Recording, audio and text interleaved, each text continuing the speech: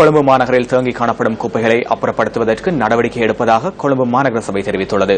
எனினும் தொடர்ந்தும் குப்பைகள் அகற்றப்படவில்லை என மக்கள் நியூஸ் ஃபர்ஸ்டுக்கு சுட்டிக்காட்டியதை தொடர்ந்து நியூஸ் ஃபர்ஸ்ட் குழுவினர் அந்த பகுதிகளுக்கு இன்று விஜயம் செய்திருந்தனர்.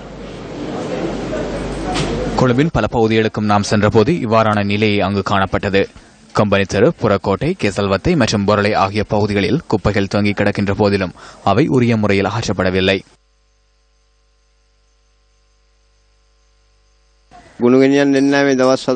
குப்பைகள் கடந்த சில நாட்களாக இங்கு நிறைந்து கிடக்கின்றன. எனினும் அதை யாரும் அகற்றவில்லை. இந்த குப்பைகளால் நாம் பல அசௌகரியங்களை எதிர்நோக்கியுள்ளோம். இதுவே கடந்த 5 நாட்களாக இங்கு காணப்படும் நிலை. நாம் யாரிடம் சொல்வது? இது சந்தை.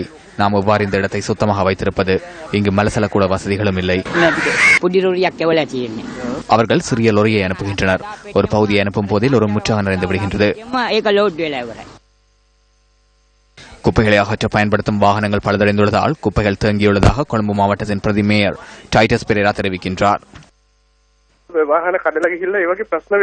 வாகனத்தில் பழுதுகள் ஏற்பட்டுள்ளன. பெரும்பாலான வாகனங்கள் பழுது பார்க்கும் இடத்திற்கு அனுப்பி வைக்கப்பட்டுள்ளன. இன்று போயா தினம். இன்றிலிருந்து வாகனங்கள் தயார் செய்து இன்னும் 2-3 தினங்களில் குப்பைகளை அகற்றுவதுடன் வீதிகளையும் சுத்தப்படுத்த முயற்சிப்போம்.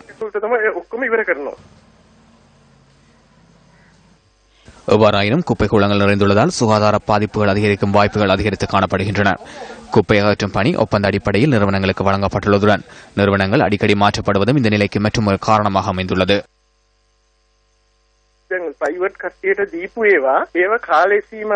இது தனியார் நிறுவனங்களுக்கு வழங்கப்பட்டுள்ளது. அவர்களின் ஒப்பந்த காலம் முடிவடைந்ததுடன் விலை மனு அடிப்படையில் கோரிக்கை விடப்படும்.